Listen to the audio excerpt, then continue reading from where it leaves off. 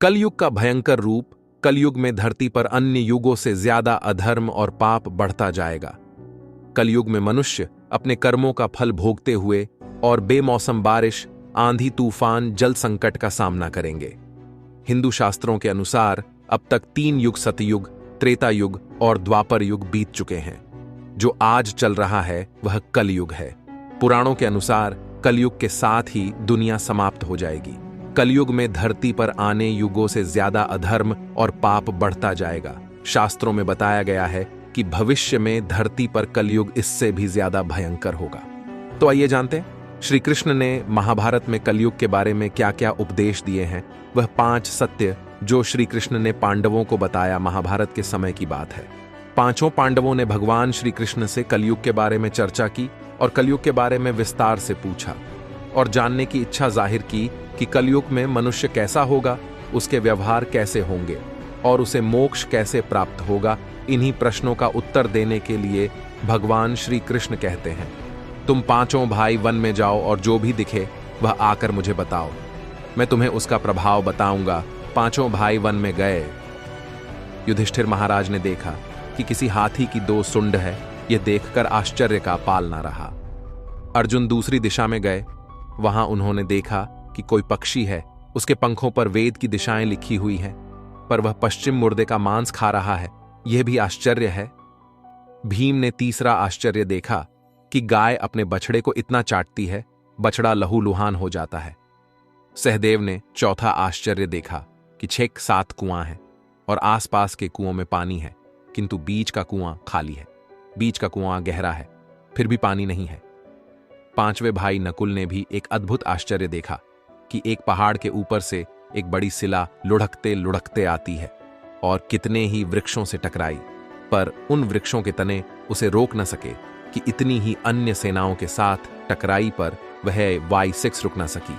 अंत में एक अनंत अत्यंत छोटे पौधे का स्पर्श होते ही वह स्थिर हो गई। 5 भाइयों के आश्चर्य का कोई पार नहीं। शाम को वह श्री कृष्ण के पास गए और अपने अलग अलग दृश्य का वर्णन किया। युधिष्ठिर कहते हैं, मैंने 2 सुंड वाला हाथी देखा तो मेरे आश्चर्य का कोई पार ना रहा।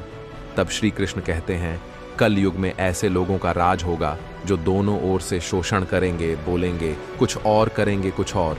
ऐसे लोगों का राज होगा, इससे तुम पहले राज्य कर लो। अर्जुन ने आश्चर्य देखा, पक्षी के पंखों पर वेद की ऋचाई लिखी हुई है और पंछी मुर्दे का मांस खा रहा है। श्री कृष्ण कहते हैं, इसी प्रकार कलयुग में ऐसे लोग रहेंगे जो बड़े बड़े पंडित और विद्वान कहलाएंगे, किंतु वह यही देखते रहेंगे कि कौन सा मनुष्य मरे और हमारे नाम से संपत्ति कर जाए। संस्था के व्यक्ति विचार देंगे कि कौन सा मनुष्य मरे और संस्था हमारे ना से हो जाए। हर जाति धर्म के प्रमुख पद पर बैठे विचार करेंगे कि कब किसका श्राद्ध हो। चाहे कितने भी बड़े लोग होंगे, किंतु उनकी दृष्टि तो धन के ऊपर, मांस के ऊपर ही रहेगी। ऐसे लोगों की बहुतायत होगी जो परधन को हरने और छिलने को आतुर होंगे और कोई कोई विरला ही संत पुरुष होगा। भीम ने तीसरा आश्चर्य देखा, गाय अपने बछड़े को इतना चाहती है, बछड़ा लहूलुहान हो जाता है। श्री कृष्ण कहते हैं, कलयुग का आदमी शिशुपाल हो जाएगा।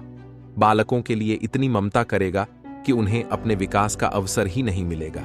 किसी का बेटा घर छोड़कर साधु बनेगा तो हजारों व्यक्ति दर्शन करेंगे, किंतु यदि अपना बेटा साधु बनता होगा तो रोएंगे कि मेरे बेटे का क्या होगा। इतनी सारी ममता होगी कि उसे मोहमाया और परिवार में ही बांध कर रखेंगे और उसका जीवन वहीं खत्म हो जाएगा। अंत में बेचारा अनाथ होकर मरेगा। वास्तव में लड़के तुम्हारे नहीं हैं, वह तो बहुओं की अमानत है। लड़कियां जमाई ओ की अमानत है और तुम्हारा यह शरीर मृत्यु की अमानत है। तुम्हारी आत्मा परमात्मा की अमानत है। तुम अपने शाश्वत संबंध को जान लो, बस। सहदेव ने चौथा आश्चर्य देखा, 5-7 भरे कुआं के बीच का कुआं एकदम खाली है। कृष्ण कहते हैं, कलयुग में लोग व्यर्थ का धन लुटा देंगे, परंतु पड़ोस में यदि कोई भूखा प्यासा होगा तो ओ नहीं देखेंगे कि उसका पेट भरा है या नहीं। दूसरी ओर मौज में शराब, कबाब और व्यसन में पैसे उड़ा देंगे, किंतु किसी के 2 आंसू पोंछने में उनकी रुचि ना होगी, और जिनकी रुचि होगी ऊपर कलयुग का प्रभाव नहीं होगा, उन पर भगवान का प्रभाव होगा। नकुल ने 5वां आश्चर्य देखा, एक बड़ी चट्टान पहाड़ पर से लुढ़की वृक्षों के तने और चट्टानें रोक ना पाए, किंतु एक छोटे से पौधे से टकराते हैं वह चट्टान रुक गई। कृष्ण कहते हैं, कलयुग में मानव का मन नीचे गिरेगा, उसका जीवन पतित होगा। यह प्रतीत जीवन धन की सिलाओं से नहीं रुकेगा, नहीं सत्ता के वृक्षों से रुकेगा, किंतु हरि नाम के एक छोटे से पौधे से, हरि कीर्तन के छोटे से पौधे से मनुष्य जीवन का पतन होना रुक जाएगा। कलयुग के 5 सत्य है जो श्री कृष्ण ने पांडवों को बताया था। आप इसका प्रभाव वर्तमान समय में अपने जीवन में तथा आस पड़ोस में हर जगह देख सकते हैं। भगवद गीता में भगवान श्री कृष्ण कहते हैं कि किसी को परिणाम के बारे में बहुत अधिक तनाव में नहीं होना चाहिए। इसके वजह उन्हें अपना 100% प्रयास करना चाहिए और परिणाम की चिंता नहीं करनी चाहिए। यह निश्चित रूप से एक सफलता लाएगा।